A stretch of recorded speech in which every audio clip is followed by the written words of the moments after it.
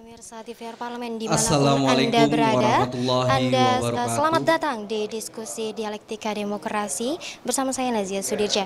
Diskusi hari ini akan dihadiri oleh narasumber dari Komisi 7 DPR RI yaitu Ibu Diah Nurwitasari dan juga pengamat tata kota dari Universitas Trisakti Yayat Supriyatna. Baik pemirsa TVR Parlemen, tanpa berlama-lama lagi, selamat menyaksikan. Diskusi yang diselenggarakan oleh Koordinatoriat Wartawan Parlemen bekerja sama dengan Biro Pemberitaan DPR RI. Siang hari ini kita mengangkat isu atau tema tentang tragedi Depo Pertamina Pelumpang. Apa solusinya? Baik, siang hari ini kita sudah dengan narasumber yang hadir maupun melalui virtual. Di sebelah kiri saya sudah hadir anggota Komisi 7 DPR RI dari fraksi Partai Keadilan Sejahtera yang terhormat Ibu Diah Nurwitasari. Selamat siang Ibu, selamat datang, terima kasih atas waktunya. Lalu secara virtual ada anggota Komisi 6 DPR RI dari fraksi Partai Gerindra, Bang Andre Rosiade. Selamat siang Bang. Lalu yang ketiga sudah hadir juga. Oh ya, mungkin sinyal kali ya. Pengamat tata kota dari Universitas Trisakti, bukan teman-teman atau rekan-rekan media sudah tidak asing dengan wajah beliau ini. Langganan mungkin. Kang Yayat Supriyatna, selamat siang, selamat datang Kang. Walaupun agak tersendat sedikit ya Kang ya. Di perjalanan dan mencari parkir kayaknya lebih susah di sini. Baik, langsung saja dengan tema yang kita angkat pada siang hari ini. Mungkin kita bisa langsung sebelum ke Bang Andre. Ya Bang Andre, sinyal? Oke, aman. Kita ke Ibu Diah dulu, terlebih dahulu Bu. Sebenarnya kalau bicara solusi Bu, tentu kita bicara soal keamanan terlebih dahulu. Kayak helm saja kita sudah SNI Bu. Apakah kemudian depo atau kilang minyak yang ada di Pertamina itu cukup dengan SNI atau butuh standar ganda atau keselamatan atau yang sifatnya lebih internasional, atau memang kita sudah memakainya atau ISO, SNI, ISO, terus kalau perlu berapa tahap lagi Bu untuk memastikan depo itu aman. Silakan Ibu, waktu dan tempat kami persilakan. Ya, Bismillahirrahmanirrahim. Assalamualaikum warahmatullahi wabarakatuh. Selamat siang rekan-rekan semua, Pak Yayat. Ya, berbicara tentang sebuah musibah, pertama tentu saya juga menyampaikan duka cita yang mendalam karena musibah ini punya dampaknya luas ya terhadap Pertamina itu sendiri terkait dengan aset negara, berarti kita juga mengalami kerugian di situ terhadap masyarakat, masyarakat yang langsung terdampak di sekitar depo dan juga terhadap masyarakat luas karena Pertamina ini adalah pelayan masyarakat terkait khususnya dengan masalah BBM dan juga LPG. Tentunya memang tidak semua orang menginginkan musibah, tetapi sebagai sebuah institusi kita harus melihat kausalitasnya gitu. Apa yang menjadi kira-kira pemicu dari kecelakaan tersebut gitu ya. Pemicu dari kecelakaan tersebut, karena saya masih beranggap bahwa itu adalah kecelakaan gitu ya. Perbincangan di luar itu, di luar kemampuan. Jadi kalau kita melihat sebuah kecelakaan tentu kan harus dilihat apa sih yang menjadi penyebab. Dalam diskusi kami dengan Pertamina memang ini masih dilakukan investigasi. Dan ketika saya tanya juga lebih jauh bahwa kebakaran ataupun kecelakaan-kecelakaan yang terjadi baik di kilang maupun depo Pertamina ini kan bukan pertama kali ya. Sudah terjadi beberapa kali dan selalu dikatakan sudah diinvestigasi. saya juga tanya mana hasil investigasinya gitu, karena hasil investigasi itu juga menjadi sesuatu yang harus disampaikan gitu ya pada publik dan juga menjadi bahan evaluasi.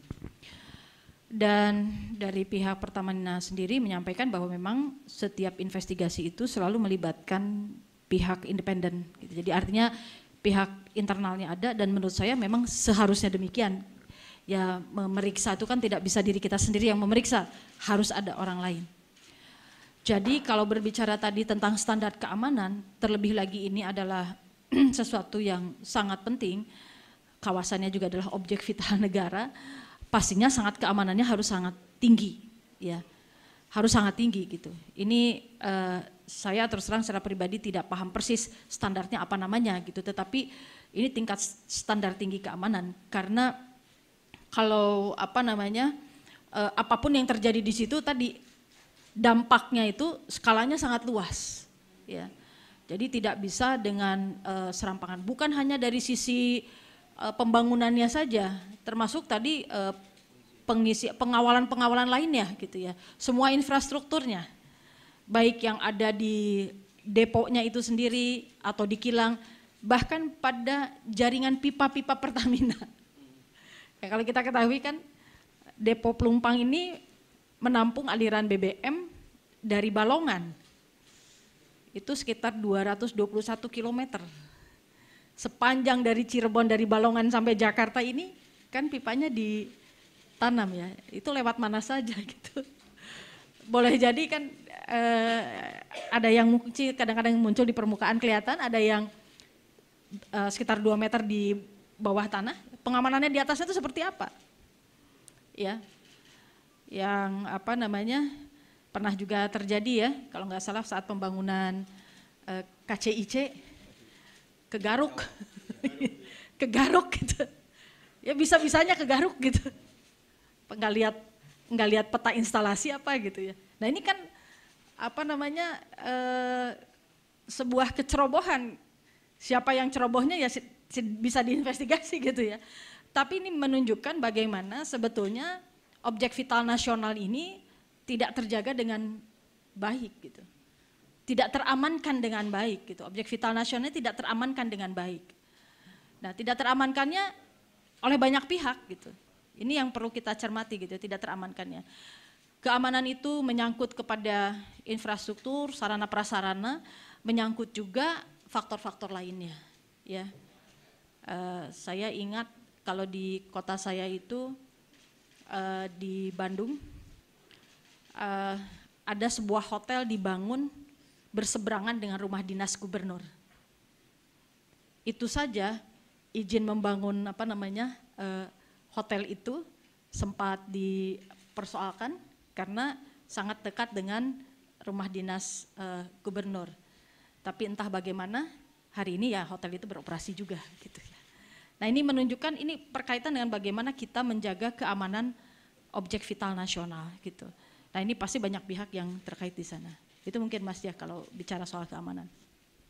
Baik, sedikit Bu. Ini kan Pak JK dulu sempat di Januari 2009 itu sempat meminta untuk adanya solusi karena 2009 itu ya Pak Kang ya sudah juga terjadi waktu itu di Pelumpang juga.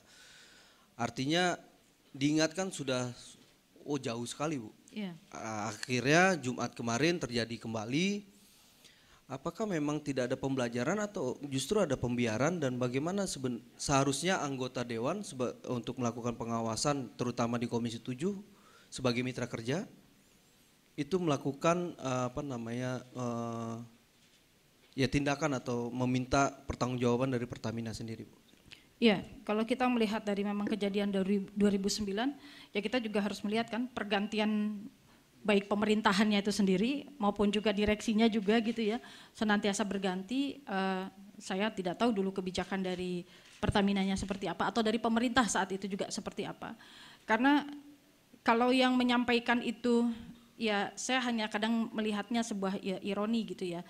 Kalau yang mengkritik itu adalah pemimpin dan pemimpin itu punya kewenangan untuk melakukan perubahan, tapi dia hanya menyampaikan masukan, ya harusnya dia sendiri juga bisa menggerakkan untuk dilakukan perubahan itu, gitu ya. Jadi eh, kalau memang ada peringatan seperti itu, ya mungkin sudah ada langkah, saya terus terang tidak tahu.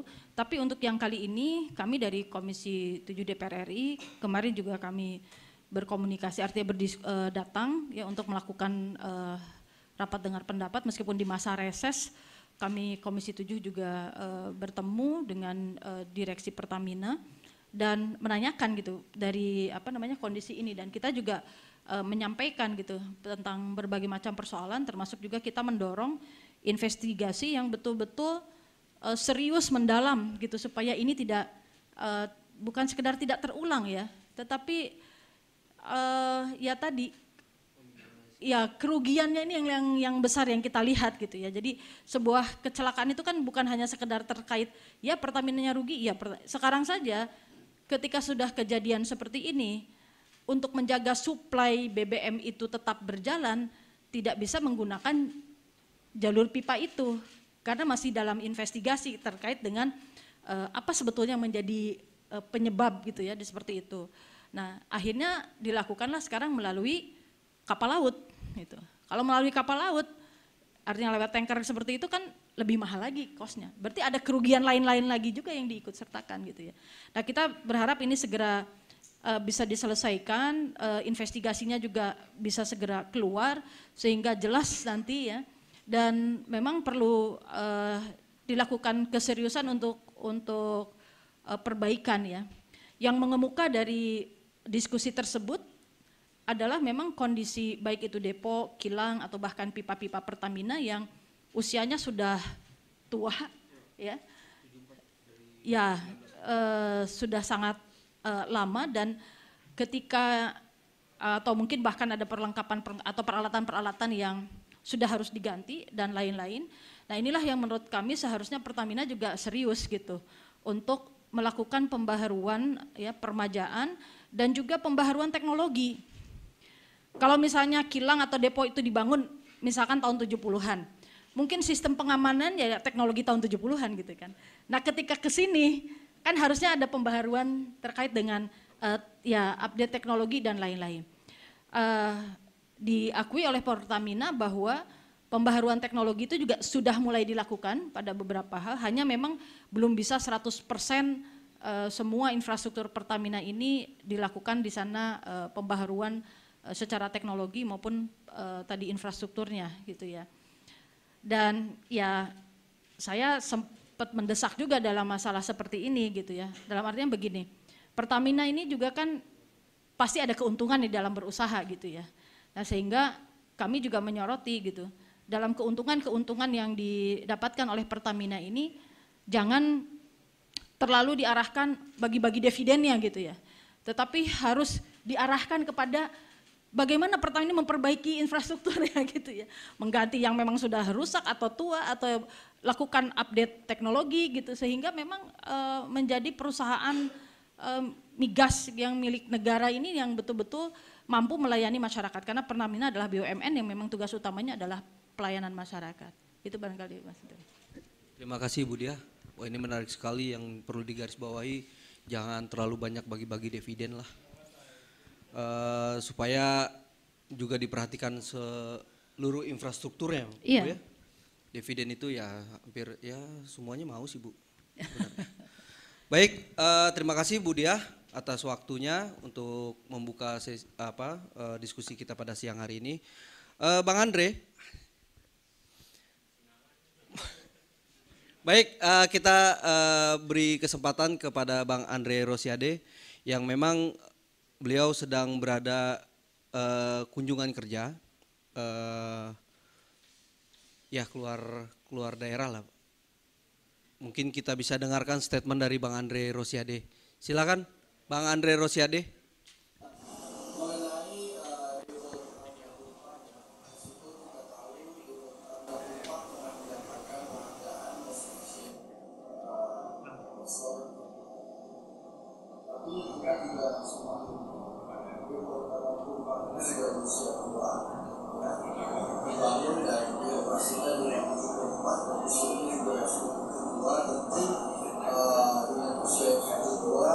itu ada risiko-risiko yang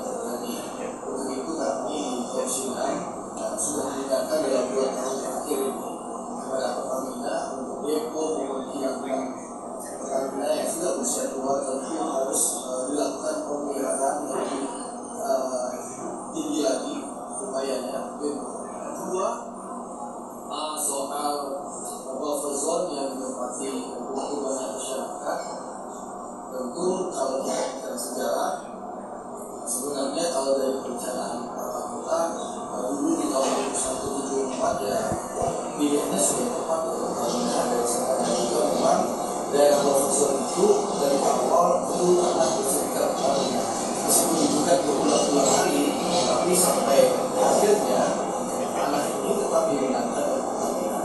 Masalahnya memang pertamina tidak bisa menjaga asetnya sehingga wafosan yang seharusnya kosong, yang pertamina tidak bisa menjaga asetnya sehingga wafosan yang seharusnya kosong, yang dan wafosan tidak pertamina tapi bisa dikeluarkan. Tentu bukan hanya salah pertamina, tapi juga salah pemerintah pusat dan juga pemerintah daerah yang saya tidak mampu membantu pertamina di daerah dan tapi juga pertamina juga salah.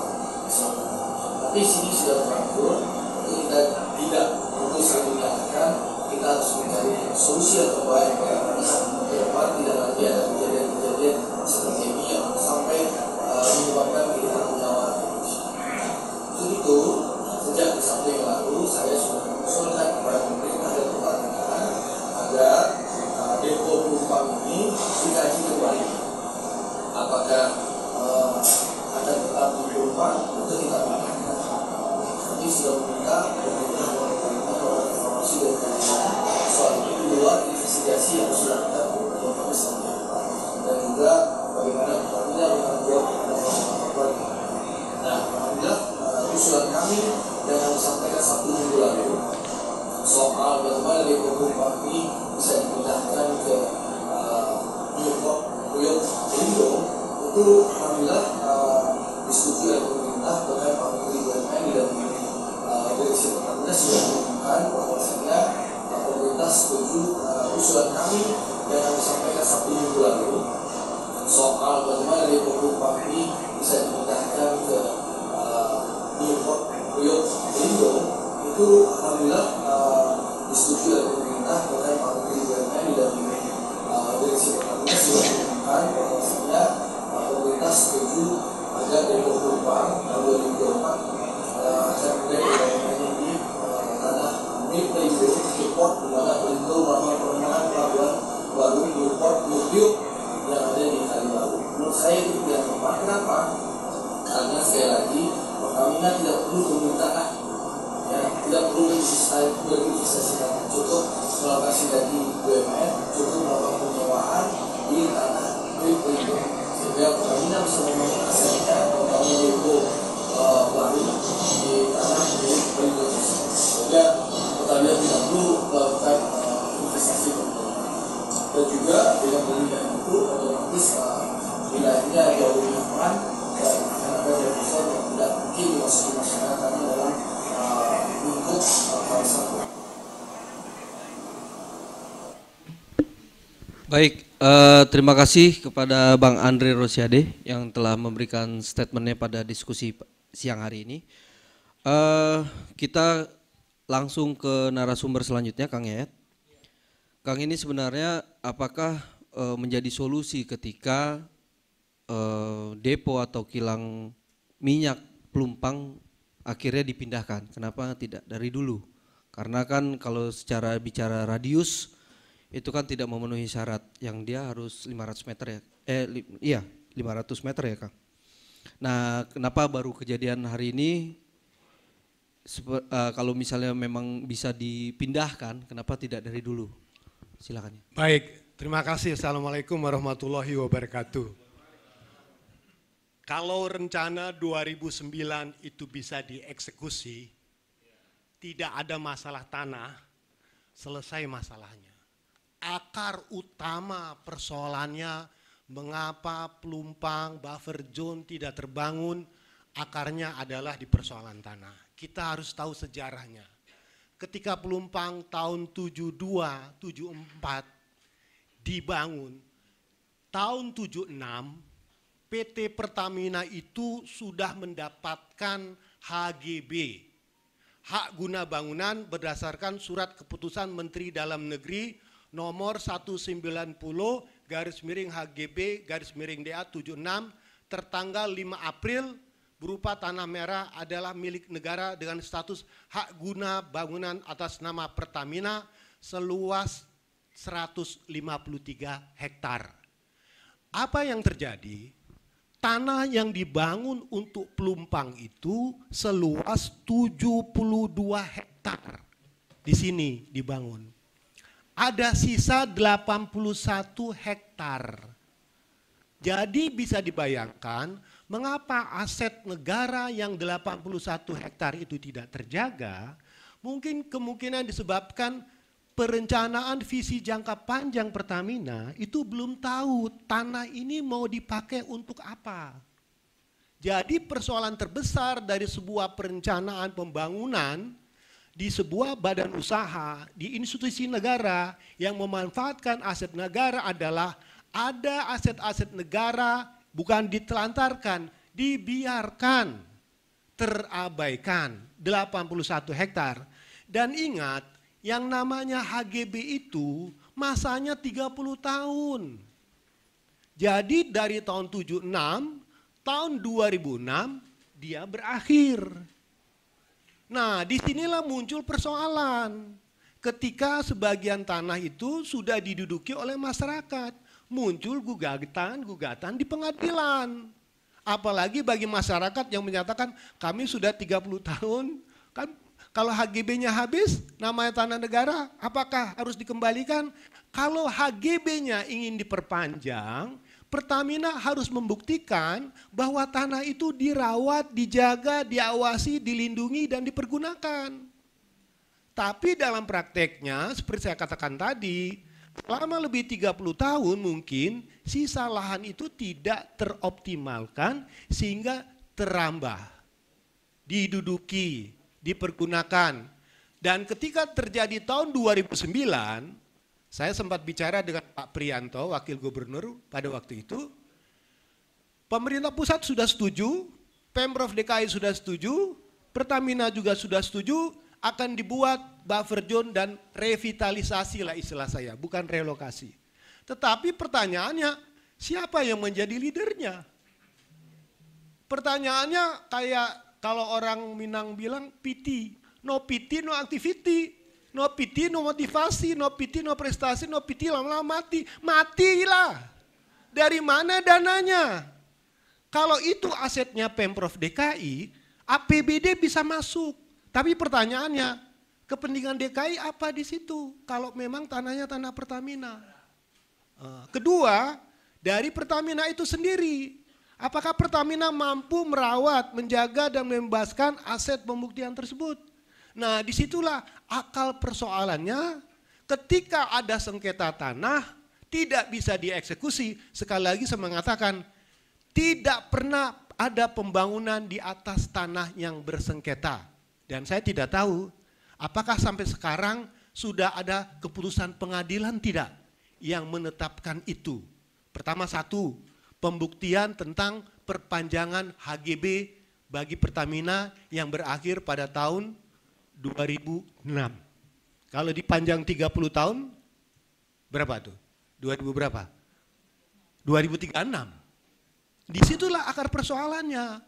Nah, ketika akar persoalan ini berhenti pada sengketa tanah, maka buffer zone itulah menjadi sebuah rencana di atas rencana.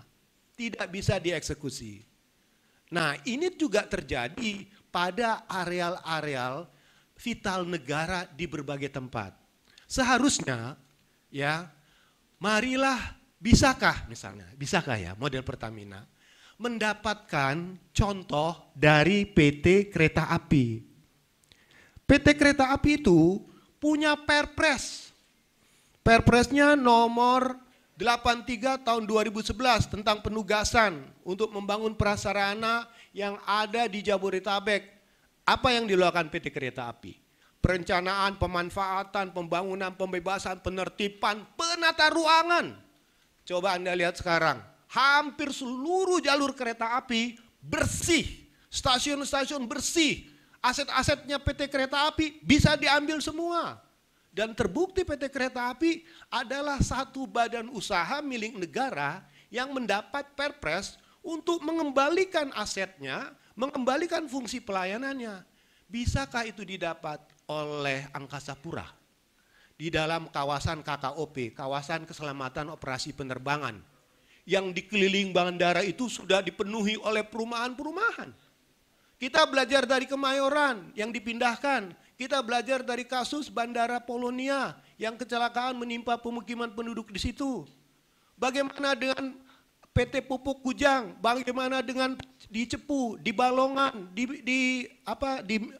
berbagai tempat lagi. Berbagai depo-depo kita ini pada umumnya, kalau di dalam lingkungan aset, di dalam lingkungan mereka, bisa dikuasai oleh badan usaha, bisa dikuasai oleh negara.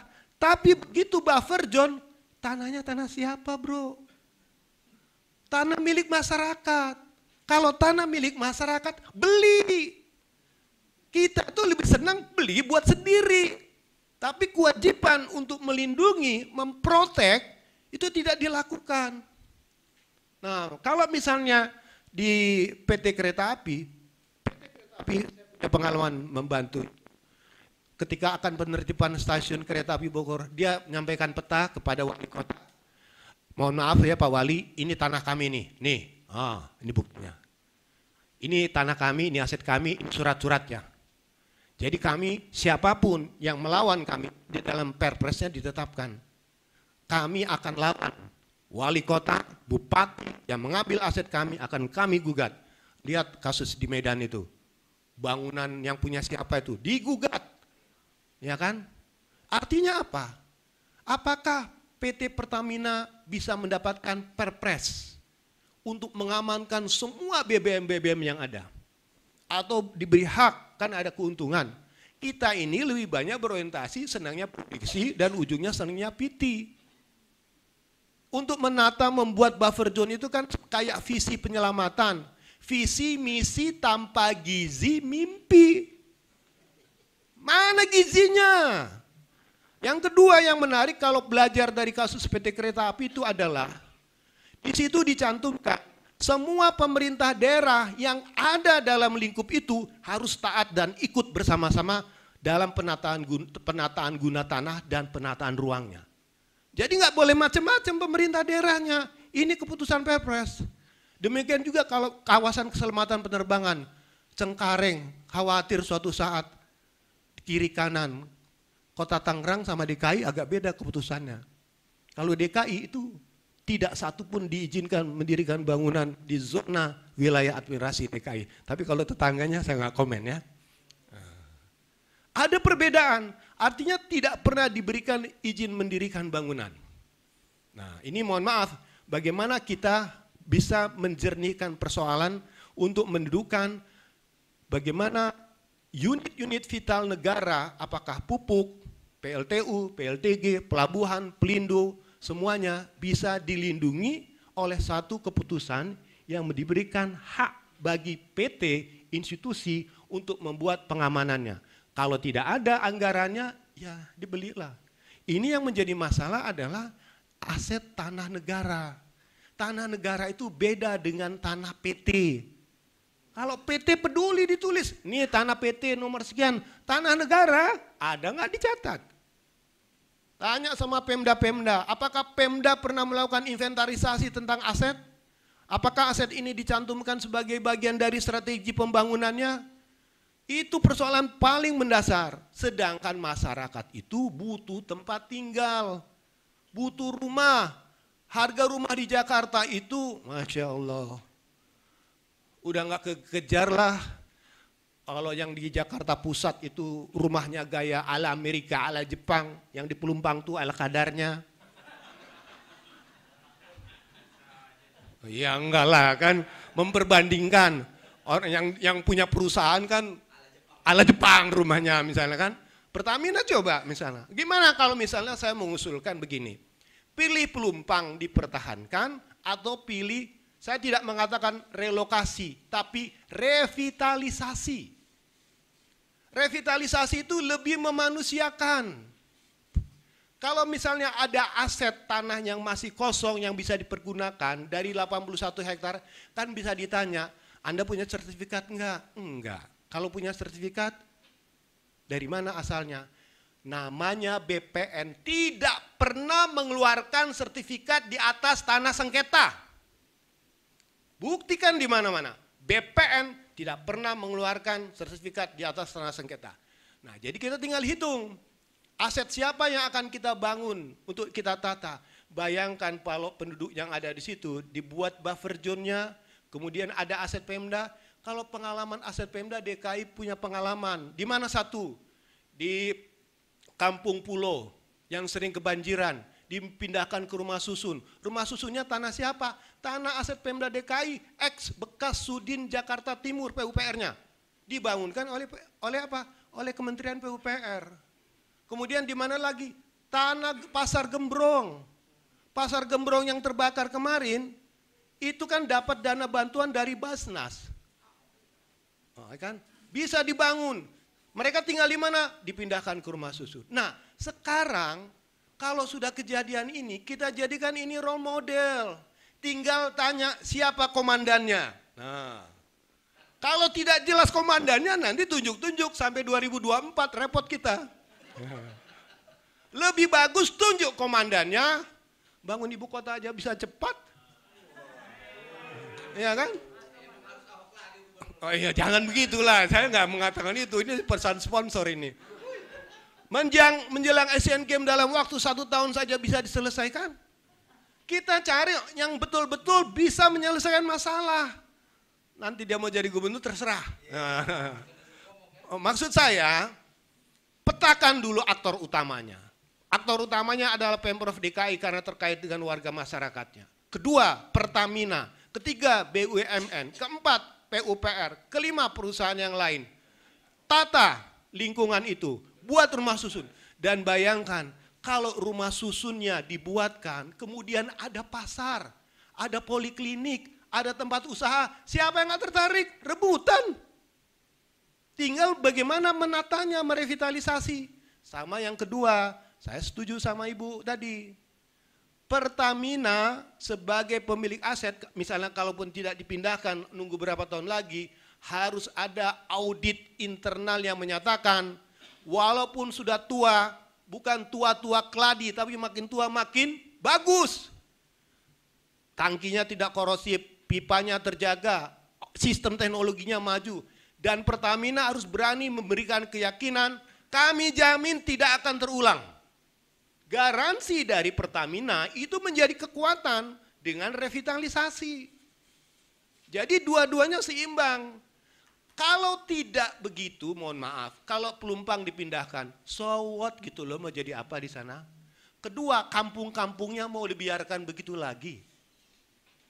Apa kampungnya akan dibiarkan jadi kumuh lagi, akhirnya tanahnya dirambah kemana-mana lagi? Justru ini pekerjaan yang paling menarik. Di balik musibah ada anugerah. Ya kan? Ada perubahan dan inilah cara untuk merevitalisasi kawasan yang kena musibah. Dan jangan cepat-cepat, mohon maaf sekali lagi saya mohon maaf, bukan bermaksud atas nama kemanusiaan, memberikan, saya begini, ini nyinggung apa nih? Dikit aja ya. Tentang IMB. Ya, mohon maaf ya. IMB itu harus dikeluarkan di atas sertifikat resmi. Ya, tidak pernah ada karena kebetulan saya juga tim ahli bangunan gedung DKI. Saya biasa memeriksa kalau rumah itu sertifikatnya jelas, bentuk bangunannya jelas, persinnya jelas, letaknya jelas, posisinya aman atau tidak.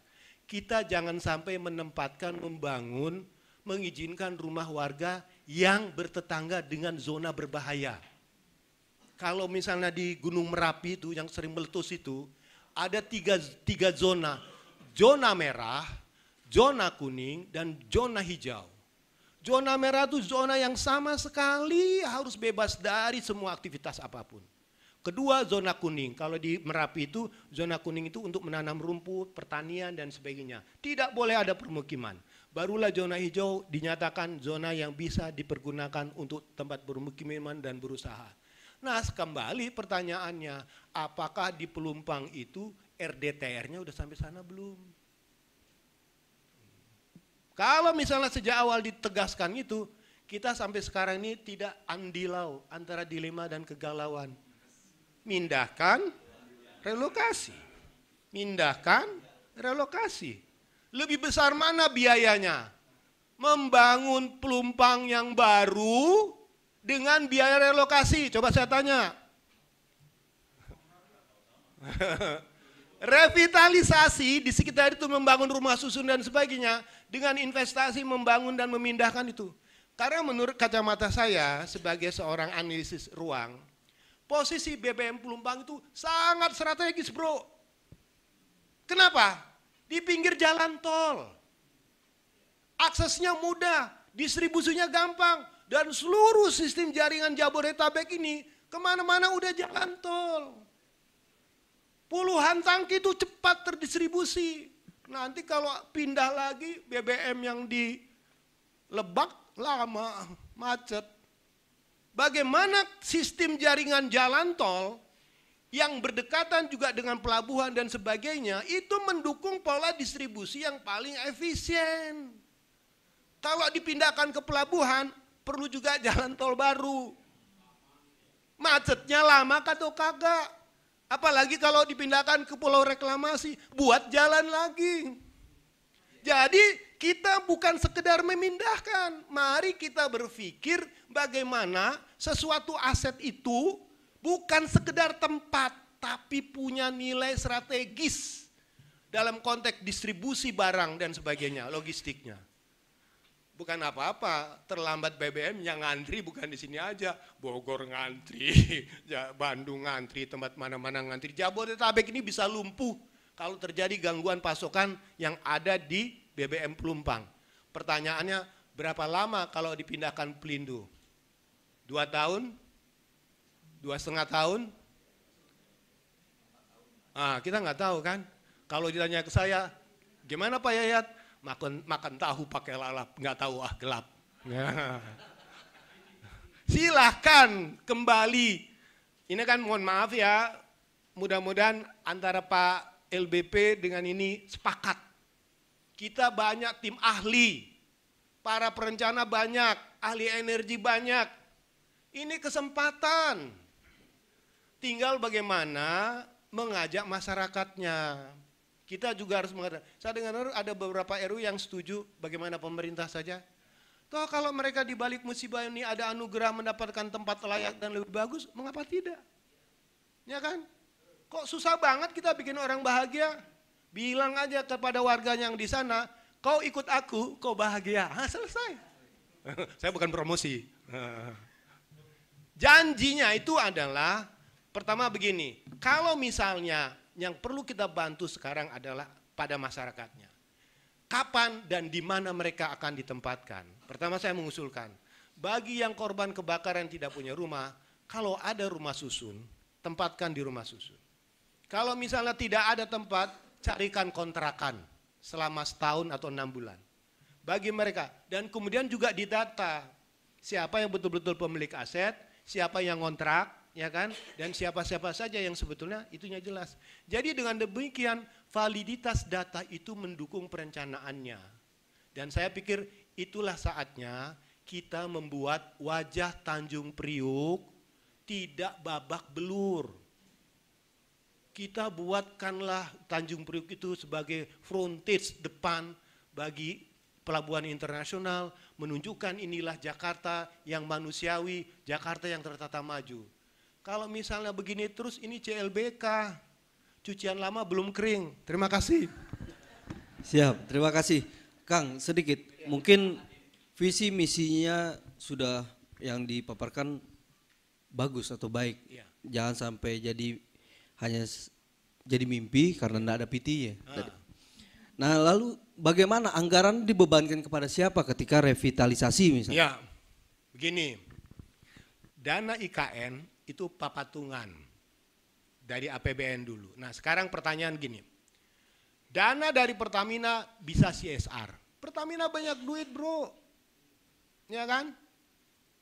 Komisarisnya gajinya gede kan? Enggak, saya nggak nyebutin lah. Saya juga komisaris, tapi PT lain. Enggak lah, enggak ya. Maksud saya begini ya, Pertamina punya CSR dana besar. Mungkin Pertamina membantu persoalan aset, yang bisa diganti untuk revitalisasi ekonomi. Kedua, Kementerian PUPR bisa membantu membangunkan rumah susunnya. Pemprov DKI untuk membuat prasarana dan sarananya. Kemudian untuk membuat, kalau Pak Jokowi memerlukan mengatakan perlu dibuat semacam tanggul air di sekitarnya, buatlah, ditata sumber daya air. Jadi bekerja berbasis master plan. Dihitung daya tampung dan daya dukungnya. Kita jadikan ini sebagai sebuah konsep revitalisasi kawasan dan bisa mengurangi kawasan kumuh. Nah, kalau mengurangi kawasan kumuh, APBD DKI bisa masuk. Apalagi yang dapilnya situ pasti ikut. Ya kan? Pasti mendukung. Ya kan? APBD DKI masuk kalau memang di aset-asetnya DKI. Bisa ditata. Kedua, kalau memerlukan bantuan Kementerian PUPR, bangun rumah susun itu bisa dalam setahun bisa. Rumah pekerja di IKN aja cepat selesai. Dengan teknologi nggak sampai 1 tahun. Cepat, ya kan? Mengapa tidak? Ini kan ibu kota, belum pindah. Ya kan? Cepat PU bisa masuk.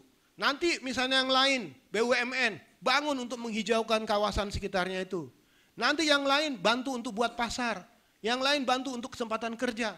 Waktu 1 tahun itu adalah waktu 1 tahun untuk pemulihan atas trauma dan pengembalian ekonomi mereka.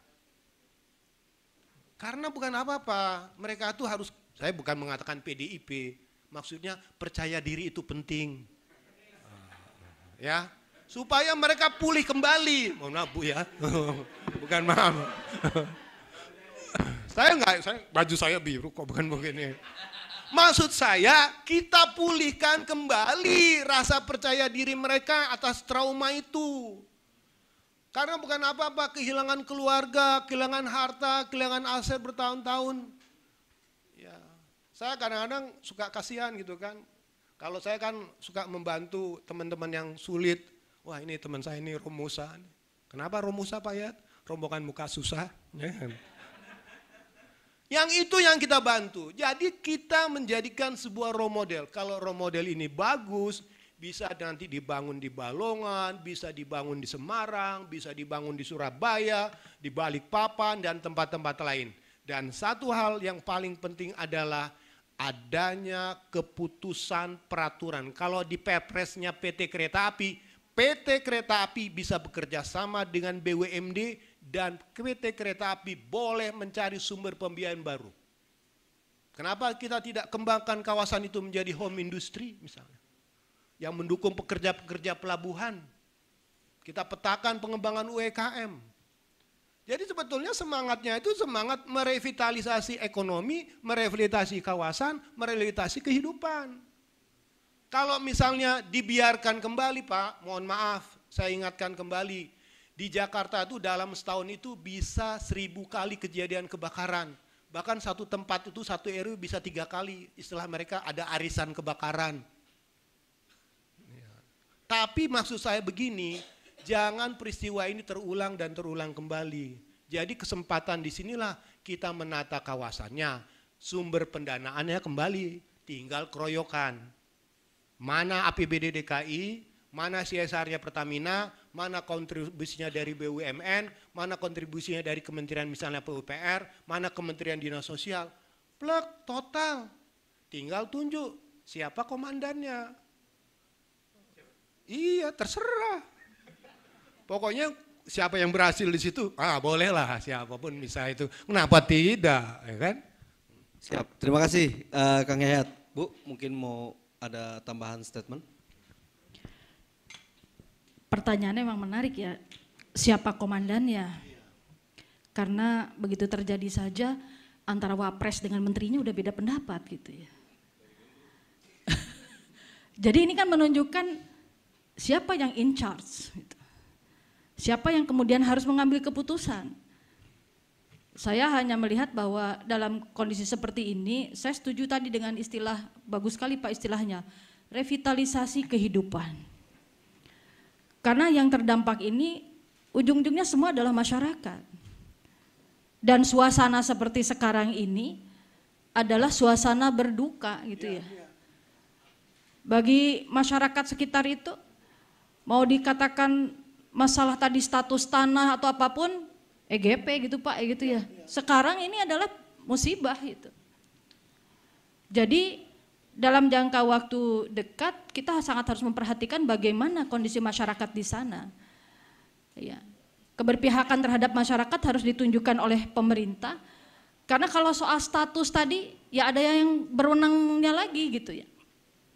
Nah, ini yang kita harus sangat perhatikan, menyelamatkan kehidupan itu sendiri.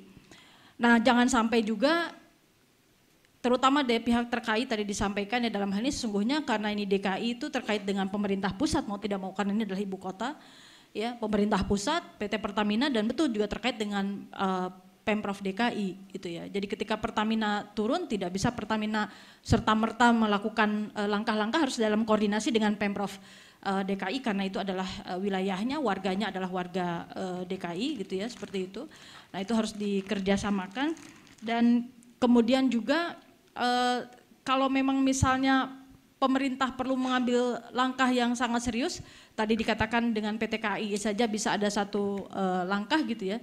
Saya kira ini memang harus dikoordinasikan dengan baik, dan komandannya tadi ya Pak ya, siapa yang akan jadi komandan ini. Dan saya kira seharusnya kalau secara kewenangan itu jelas komandannya gitu.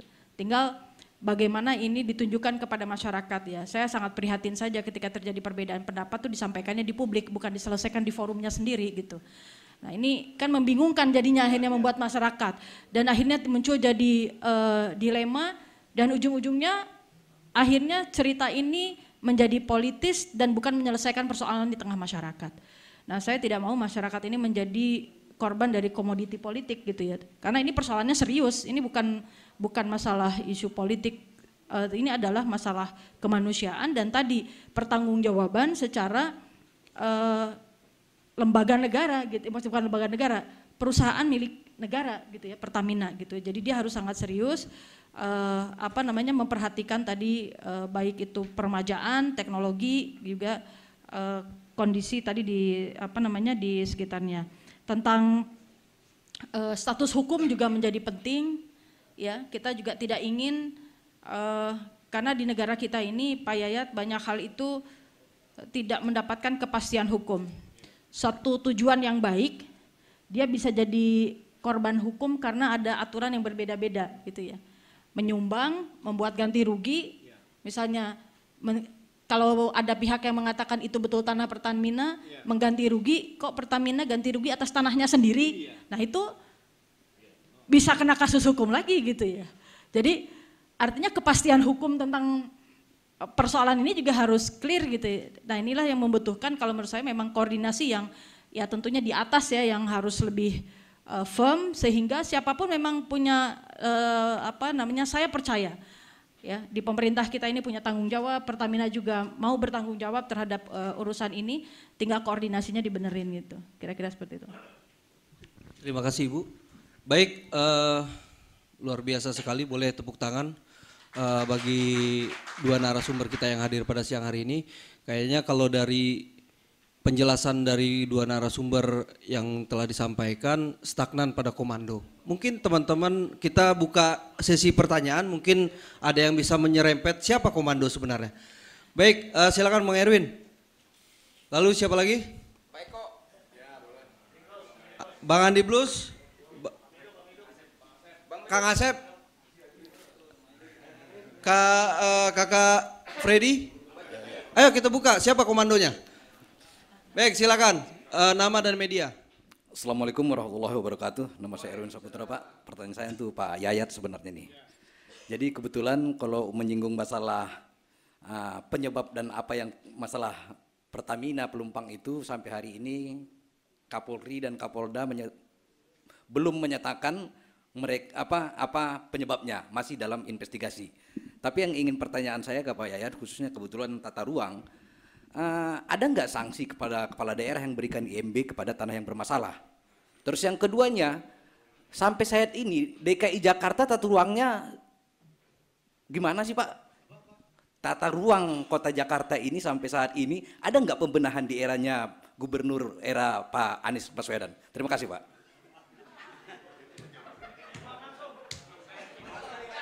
Oke, silakan Bang Andri Plus.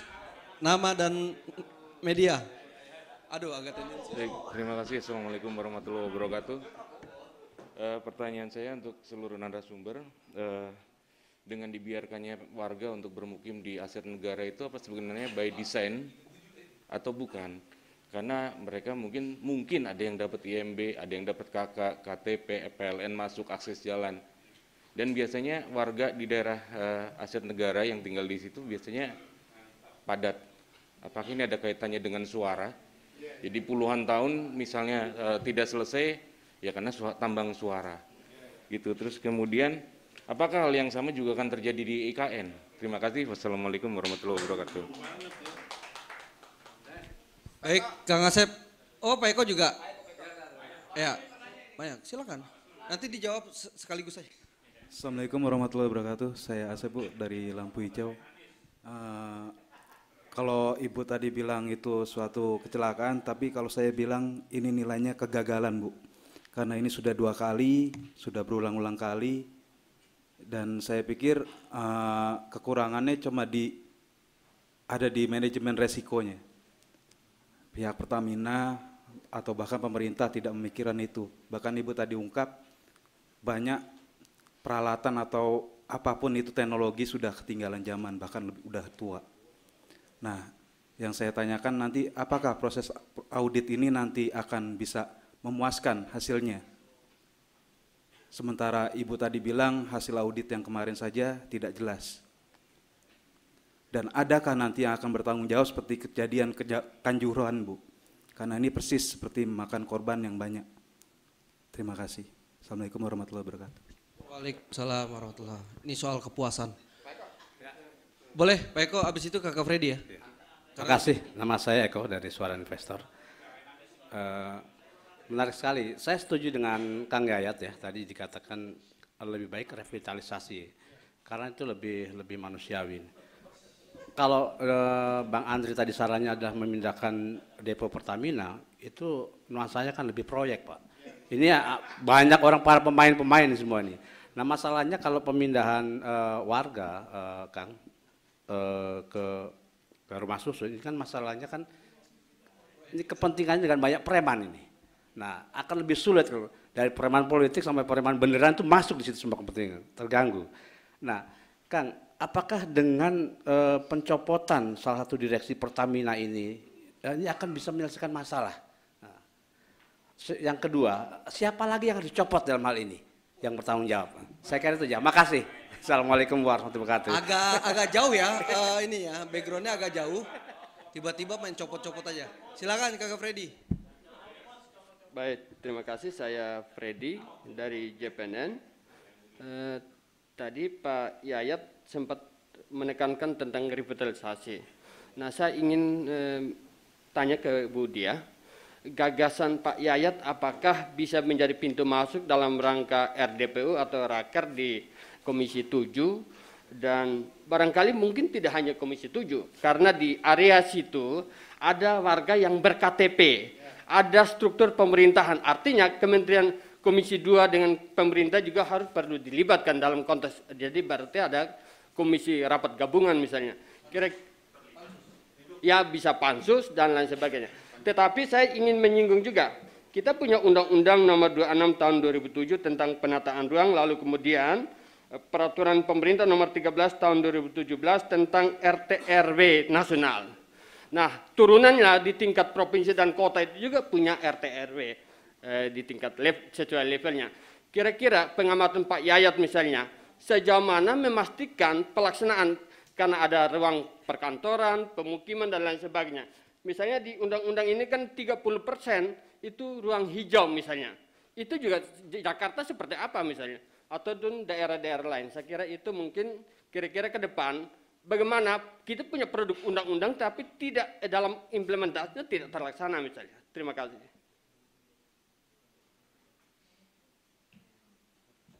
Baik, terima kasih teman-teman atau rekan-rekan media yang sudah memberikan pertanyaannya. Silakan Kang Yayat, gaskan. Waduh, ini saya harus gaspol ya. Tapi saya tidak akan mengomentari siapa yang bakal dicopot ya. Itu sensitif ya.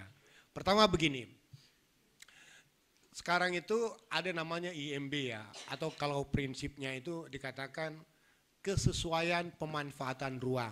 Nama SIMBG ya, Sistem Informasi Bangunan Gedungnya yang baru. Nah begini, kita mengenal IMB atau SIMBG-nya ya, itu apa? Dasar pertama adalah harus bersertifikat. IMB itu melekat antara nama pemilik tanah dengan nama pemilik bangunan. Persilnya juga harus jelas, letaknya juga jelas, bentuk bangunannya juga jelas. Kalau sekarang ini di tiap-tiap wilayah adanya TPA, tim pertimbangan ahli lah, tim para ahli. Itu nanti masuk di sistem perizinannya. Ini bisa layak tidak layak. Saya selama di TABG bisa merubah beberapa bangunan besar dan perkantoran yang kalau kita anggap ini berbahaya, ini tidak sesuai, ini tidak, kita minta direvisi. Mohon maaf seperti kasus, misalnya mohon maaf ya, itu terminal halte di HI misalnya dulu kan. Itu juga menjadi hal yang menjadi perdebatan cukup panjang pada waktu itu. Nah, kalau misalnya, ini Bapak nanyain IMB yang di Pelumpang nih. Oh, saya kira nanyain yang lain ya. Begini, IMB di Pelumpang itu dikeluarkan dengan atas nama IMB kawasan. Ini sebetulnya peristilahan IMB kawasan itu tidak dikenal dalam ranah Undang-Undang Bangunan dan Gedung. Kalau dia IMB kawasan, itu sertifikatnya atas nama siapa? Apalagi kalau sertifikatnya tanpa sertifikat. Ini mohon maaf ya, izin mendirikan bangunan. Kalau kawasan itu namanya izin prinsip. Misalnya saya mau pengembang, saya mau bangun tanah luas. Sebelum saya membangun tanah yang hektaran itu, saya mendapatkan izin prinsip. Izin prinsip untuk membangun kawasan perumahan, izin prinsip untuk membangun kawasan industri, izin prinsip untuk membangun kawasan pariwisata. Nanti sesudah itu barulah saya membebaskan tanah. Ya kan? Dari izin prinsipnya dapat, pembebasan tanahnya sudah dikeluarkan, barulah saya mendapatkan HGB, hak guna bangunan, untuk membangun rumah-rumah dalam skala besar. Nanti tanahnya dipecah-pecah lagi menjadi hak milik perseorangan. Mungkin ya ada kemungkinan ya kemarin yang namanya IMB kawasan itu adalah semacam diskresi, tetapi sebetulnya menurut Undang-Undang Administrasi Pemerintahan, diskresi itu dikeluarkan jika terjadi kevakuman hukum. Tapi ini kan tidak ada kevakuman hukum kan. Nah ini pertanyaannya ya kan. Tapi dalam konteks menolong orang yang tidak mampu atas nama itu, ya boleh-boleh saja dilakukan. Tapi kita juga harus mengingatkan, ketika saya memberikan izin itu, rumahnya di mana? Apakah saya mengizinkan rumah yang sebelahnya tempat pabrik kompor yang mudah meleduk? Artinya kita harus memberikan izin untuk keselamatan bagi mereka yang tinggal di situ. Karena persyaratan izin bangunan dan gedung itu adalah keamanan, kenyamanan, keselamatan bagi siapapun yang tinggal. Nah, jadi akar persoalan dari semua ini adalah masalah tanah, sengketa tanah yang menyebabkan, ya mohon maaf sekali lagi, pasti udah tahulah ceritanya ya, dari masalah KTP, masalah apa, padahal persoalan utamanya itu ada di situ. Itu saya jawab Pak ya, saya menjawab berdasarkan peraturan ya, bukan berdasarkan opini ya, nanti kemana-mana lagi di bawahnya kan.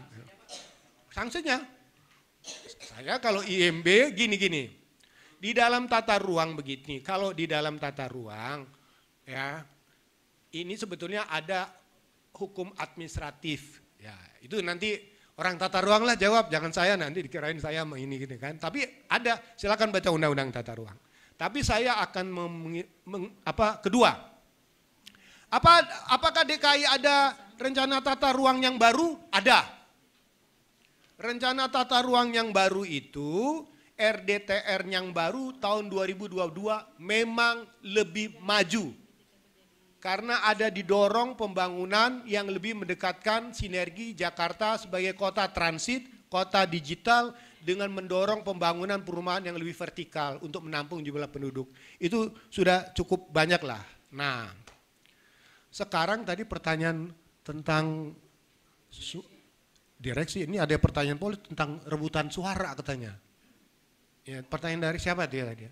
Sekali lagi saya mengatakan begini, memang harus diakui banyak warga di DKI karena keterbatasan tempat tinggal terjadi pembiaran.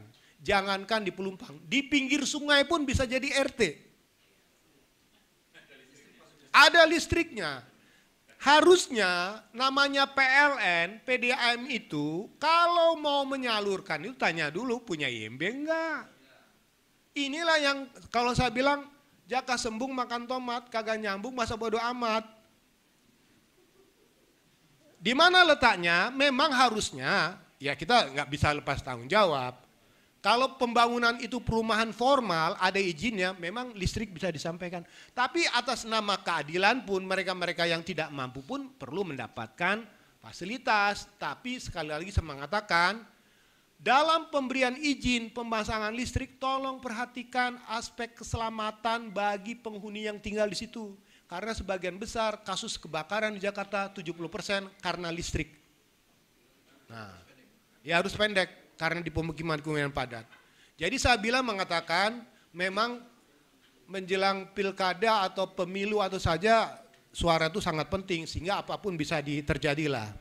Kemudian konsep gini, revitalisasi Pak. Tadi kan katanya ada preman atau siapa? Pak Eko ya? Oh, Pak Eko ya. Kemana? Oh bukan, saya tanya sama Pak Eko. Jenderal mana atau menteri mana yang paling disegani?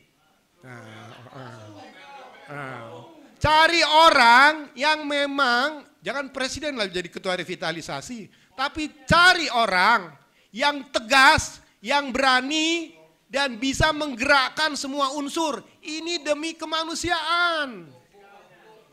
Terserah siapapun. Buat satgas yang bisa menyelesaikan persoalan ini. Ini persoalan kecil ini sebetulnya. Tapi saya setuju dengan Ibu. Kalau hal-hal yang belum keputusan resmi, jangan sampaikan kepada publik. Publiknya bingung nanti. Jadi lebih bagus pemerintah bekerja serius dalam 2-3 hari, tunjuk satgasnya, jadi masing-masing bertanggung jawab. DKI bertanggung jawab apa, Pertamina menjawab apa, BUMN bertanggung jawab apa. Siapapun yang akan, jadi dengan ada tanggung jawab itu, kemudian pasang target. Berapa lama bisa diselesaikan? Kan lebih bagus kan jangan sampai, kalau menurut saya ikan sepat, ikan gabus makin cepat makin bagus. Jangan sampai ikan sepat, ikan lele udah sesat bertele-tele gitu kan. Hasilnya ikan sepat, ikan kakap, hasilnya smart, kualitasnya mantap. Itu. Ya kan? Ikan kakap, ikan sepat, ikan kakap, hasilnya smart, kualitasnya mantap. Cari orang yang mampu seperti itu, yang bisa ngalahkan preman-preman, yang bisa ya ke Tanjung Priok agak berat memang premannya. Tapi cari, kita punya TNI, kita punya Polri, libatkan semuanya. Jadi Bu, saya mengatakan hari ini rekomendasi kita adalah mencari aktor besar, tokoh besar yang mampu menyelesaikan masalah dan membuat kondisinya lebih baik. Itu saja. Itu sajalah, nanti terlalu panjang-panjang cerita nanti BRR nanti. Banyak rencana-rencana. Ya, silakan beri aplaus kepada Kang Yayat. Ini tadi ada tawaran dari Bu Dia, katanya Kang Yayat kalau mau nyalek dibuka pintunya. Kalau kayaknya mau cocok jadi caleg nih Pak Yayat. PKS membuka pintu selebar-lebarnya untuk Kang Yayat. Bu, ini ada pertanyaan, mungkin apakah tragedi ini atau peristiwa Pelumpang ini bisa dibentuk pansus lah salah satunya Bu? Ya kalau menurut saya sangat mungkin dibentuk ke arah sana ya. Nanti kita di masa sidang juga pasti kita akan tanyakan tindak lanjutnya tadi. Dan terkait dengan apakah ini kegagalan, ya memang gagal. Saya katakan kecelakaan itu peristiwanya kecelakaan. Tapi bahwa ini karena tadi kondisi-kondisi yang tidak terantisipasi, tidak terlihat gitu ya, atau mungkin ada penyebab lain. Nah, ini yang kita perlu tunggu hasil investigasi. Dan memang kami akan terus kejar tentang apa yang menjadi penyebab utama ya. Dan tadi investigasi itu kan tidak dari internal Pertamina ya. Kalau investigasinya hanya dari internal Pertamina kan bisa saja ditutupi gitu. Tetapi kan kita meminta dari pihak luar, dan Pertamina juga melibatkan pihak luar dalam pihak independen untuk melakukan investigasi. Jelas ini harus serius kita cermati, karena tadi supaya tidak terulang di kemudian hari, jangan sebuah jadi preseden gitu ya, kemudian lalu diselesaikan dengan sekedar mencopot direksi lalu selesai urusan, nggak demikian gitu. Karena ya ini persoalannya bukan seorang dua orang direksi gitu, tetapi sebetulnya sistem keseluruhan gitu. Kan Pertamina juga punya pengawasnya sendiri gitu. Kalau kinerja Pertamina ini tidak baik, ya kan ada jajaran komisaris juga harusnya ikut juga memperhatikan tentang masalah apa yang terjadi di Pertamina ya. Dan terkait dengan ya tadi ya, kenapa ini berpuluh tahun tidak bisa pindah? Memang menurut saya ini keprihatinan kita bersama tentang pembiaran aset-aset nasional itu. Ini kan tidak hanya terjadi di Pelumpang, di mana-mana ya Pak Yayat ya, sangat terjadi di mana-mana. Dan juga tidak adanya buffer zone. Jadi Komisi 7 kemarin juga kita mendorong sama Pak untuk adanya buffer zone biru atau hijau gitu ya, air atau apapun antara objek vital nasional khususnya depo atau kilang dengan masyarakat. Ini juga sebetulnya harus diperhatikan di sekitar pabrik pupuk, di sekitar semua objek vital nasional. Buffer zone itu betul-betul memang ke depan harus lebih sangat diperhatikan lagi. Nah, tentang legalitas ini memang menarik. Kita berhadapan dengan kenyataan di Republik ini antara kita menegakkan hukum dan persoalan sosial. Saya ambil contoh kasus lain ya, bukan soal IMB. Kasus ketika remaja punya anak hamil di luar nikah. Ya. Ada misalnya, ini real kasus nyata di daerah saya, seorang remaja putri anak SMA, dia hamil punya anak, tidak nikah. Karena apa? Ketika dia mau menggugat dan lain-lain, terjadi chat di antara dia dengan temannya yang menghamili, itu adalah kesepakatan. Yang lakinya ngajak, yang perempuannya mengiyakan, dia hamil. Jadi tidak bisa dikatakan mau itu pemerkosaan atau apapun karena terjadi kesepakatan. Ya, nggak bisa diapa-apain itu. Nah, akhirnya dia hamil dan dia melahirkan anak. Ketika dia melahirkan, si siswi SMA ini melahirkan anak, agar anak ini mendapatkan hak sebagai warga negara, dia harus masuk kartu keluarga. Nanti kan tergantung tuh semuanya. Kartu keluarga ini menentukan dia punya KTP, dia punya apapun nanti ke depan. Ketika masuk kartu keluarga, ditempatkan sebagai siapa dia? Nah, yang terjadi, ini Bapak Ibu ya sebagai informasi kita bersama. Jadi si anak bayi yang baru dilahirkan ini ditempatkan sebagai anak dari nenek kakeknya. Yang aslinya nenek kakeknya. Jadi kalau anak ini besar dia lihat kakaknya, dia akan menganggap ibunya itu adalah kakaknya. Ini realita, jadi ketika kita berhadapan dengan kasus sosial di masyarakat dengan persoalan administrasi. Tadi gitu, mau dapat listrik, mau dapat layanan listrik, layanan air, harus ada IMB. Masyarakatnya sudah sangat banyak, mereka nggak bisa dapat air, nggak bisa dapat itu. Ya, mungkin ada ijtihad saat itu dengan IMB dan lain-lain gitu ya. Ya, artinya kalau memang itu juga menyalahi pada saatnya gitu kan, harusnya terkoreksi pada saatnya. Gitu ya. Harusnya terkoreksi pada saatnya, bukan terkoreksi sesudahnya, tetapi terkoreksi pada saatnya. Kalau itu juga sesuatu yang dipersoalkan gitu.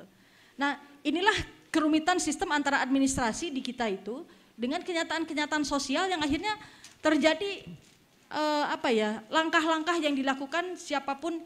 Kalau di daerah-daerah lain, saya temukan di beberapa tempat itu misalnya ketika RT RW ada bangunan pabrik misalnya dibangun ya, yang di situ bukan kawasan industri, maka tidak jarang yang terjadi bukan pabriknya yang dilarang membangun di kawasan itu, tapi RT RW-nya yang direvisi. Ini kan ironi di negeri kita itu gitu. Jadi saya berpikir ya musibah ini harusnya betul-betul memberikan sebuah pelajaran, bukan hanya sekedar pada kejadian Pelumpang Ansih gitu ya, tetapi refleksi besar tentang bagaimana kita menjaga objek vital nasional kita secara menyeluruh, keamanannya, kesungguhan setiap yang terlibat di dalamnya, terkait juga dengan kepemimpinan. Kalau Pak Yayat tadi masih menanyakan siapa komandan tertinggi, kalau dari kemarin itu sudah Wapres yang bicara gitu ya Pak Yayat ya. Sudah Wapres yang bicara. Lah Wapres ini kan pastinya lebih tinggi lah ya dibanding menteri kan gitu. Jadi kalau sudah Wapres yang bicara, ya masa suara Wapres dikalahkan suara menteri. Nah, berarti ada persoalan juga di pemerintahan kita kalau sampai Wapres kalah sama menteri. Nah, ini yang perlu. Ya. Nah, ini juga berarti kan persoalan besar di negara kita gitu. Ya. Kami di Komisi 7 kita punya pengalaman besar tahun 2022, Januari 2022, ketika pasokan batu bara kepada PLN berkurang karena harga ekspor batu bara lebih tinggi, pengusaha batu bara pengennya lebih baik ekspor daripada suplai PLN, maka Presiden mengeluarkan peraturan bahwa selama bulan Januari 2022, tanggal 1 sampai 31 Januari 2022 tidak boleh ada ekspor batu bara. Dan peraturan itu baru berjalan seminggu 10 hari, sudah dicabut lagi oleh selevel menteri. Ya ini kan berarti persoalan besar di negeri kita itu gitu. Nah sekarang dengan kejadian seperti ini, saya berharap bahwa tidak ada lagi keributan di antara para pengambil kebijakan di atas gitu sana. Ya kalau Wapresnya sudah bicara ya mungkin paling tidak ya silahkan selesaikan dengan Wapres semua ide-idenya gitu ya. Dan kemudian dieksekusi, bukan hanya menjadi wacana-wacana opini yang dilemparkan kepada publik. Itu mungkin dari saya itu ya. Terima ada kasih. Lagi nggak tadi udah ya? Sudah Bu? Ya. Oke. Terima kasih Bu Dia. Semoga apa yang disampaikan dapat didengar oleh pemerintah agar tidak jadi wacana dan menguap begitu saja seperti 2009 yang lalu. Baik, terima kasih kepada para narasumber yang sudah hadir, Bu Dia, Kang Yayat, Bang Andre Rosiade. Kami akhiri diskusi pada siang hari ini. Wabillahi taufiq wal hidayah. Wassalamualaikum warahmatullahi wabarakatuh. Baik pemirsa TVR Parlemen, tadi kita sudah menyaksikan bersama-sama diskusi dialektika demokrasi terkait dengan tragedi Depo Pertamina Pelumpang. Dan sekarang kita akan langsung berbincang dengan salah satu anggota dari Komisi 7 DPR RI, yaitu Ibu Diah Nurwitasari. Baik Bu, tadi ini ada hal yang menarik nih dari diskusi ini terkait dengan opsi dari solusi kebakaran ini. Yang pertama tadi ada pemindahan depo, yang kedua juga ada opsi relokasi warga. Dari Ibu sendiri sebenarnya menurut pandangan Ibu kira-kira yang terbaik itu yang mana nih Bu? Ya, yang pertama ini sudah diusulkan oleh Wakil Presiden ya, bersama Menteri BUMN ada rencana untuk relokasi Depo Pelumpang, dan itu kan dimulai tahun 2024. Dan saya lihat juga dari Pertamina juga sudah melakukan langkah untuk persiapan seperti itu. Jadi kalau menurut saya mungkin ini memang sudah disiapkan dan bisa dilaksanakan dengan relokasi itu. Adapun sampai dengan relokasi itu jadi, tetap saja kan keamanan di situ pun harus tetap diperhatikan. Artinya kami juga dari Komisi 7 mendorong agar tetap dibangun buffer zone di sekitar objek vital nasional ya. Jadi baik itu kita dorong Pertamina membuat buffer zone supaya tentunya tidak ya menjaga keamanan lah gitu. Artinya kita meningkatkan keamanan di sekitar depo maupun nanti kita bisa terapkan di objek vital nasional lainnya khususnya punya Pertamina seperti itu. Ya, baik, tadi seperti Ibu sampaikan ini juga akan diterapkan di objek vital lainnya. Emang ini kan kejadian kebakaran ini bukan kali pertama ya Bu. Bahkan depo Pertamina ini juga banyak yang ada di sekitaran pemukiman warga. Nah ini seperti apa nih ke depannya langkah yang akan dilakukan terkait dengan depo yang berkaitan dengan pemukiman ini? Ya, jadi kami kemarin mendorong pertama Pertamina betul-betul melakukan pengawasan terhadap berbagai macam infrastruktur yang dimilikinya. Terlebih lagi secara usia infrastruktur tersebut kan sudah banyak yang ya tua lah bisa dikatakan. Jadi misalnya dilakukan bukan sekedar peremajaan, tetapi penerapan teknologi yang lebih mutakhir untuk perlindungan. Apakah itu perlindungan petir misalnya gitu kan, beberapa terbakar disebabkan oleh petir lah seperti itu. Artinya penangkal petir atau sistem perlindungan petir selama ini kurang memadai gitu kan, seperti itu. Nah, ini harus serius diganti atau diperbaharui. Nah, dan harus ada investasi untuk melakukan perlindungan tadi. Jadi intinya keamanan itu harus ditingkatkan ya dari sisi Pertamina. Dan buffer zone itu ya betul, berarti harus mulai disosialisasikan, direview kembali, baik itu depo, kilang, bahkan ya saya katakan tadi ya sekitar pipa-pipa Pertamina, dan ini memang membutuhkan juga sebuah proses edukasi, sosialisasi kepada masyarakat, terutama mereka yang berdekatan dengan infrastruktur nasional tersebut itu, seperti itu. Nah, terakhir nih Bu, terkait dengan tragedi Pelumpang yang baru saja terjadi, ini adakah solusi untuk warga di sekitarnya yang sekarang masih tinggal di sana nih Bu? Ya, jadi prioritas pertama tentu adalah manusianya ya. Artinya warga yang terdampak ini harus mendapatkan pelayanan yang sebaik-baiknya, baik itu yang wafat maupun juga yang terluka ataupun yang mungkin secara orangnya selamat tetapi rumahnya seperti itu. Dan kita juga mendorong Pertamina bertanggung jawab penuh terhadap dampak tersebut, dan dalam hal ini sekali lagi kita juga mendorong Pertamina berkoordinasi dengan pemerintah Provinsi DKI Jakarta karena warganya adalah warga sekitar situ, dari sisi pendataannya, kemudian tadi ya bukan ganti rugi lah saya pikir gitu ya. Ini artinya kepedulian dari Pertamina harus sangat serius terhadap warga yang terdampak dari kejadian ini, seperti itu. Terima kasih Bu atas waktunya. Baik pemirsa, itu tadi wawancara saya dengan Budi ya terkait dengan tragedi kebakaran di depo Pertamina Pelumpang, dan memang masalah ini adalah masalah serius yang memang harus ditangani oleh seluruh pihak, tidak cuma pemerintah, tidak cuma Pertamina ataupun DPR RI, tapi masyarakat juga ikut bertanggung jawab dalam masalah ini. Dan sekian wawancara saya dengan Budi ya. Saya Nazia Sudirja, sampai jumpa di diskusi dialektika demokrasi berikutnya.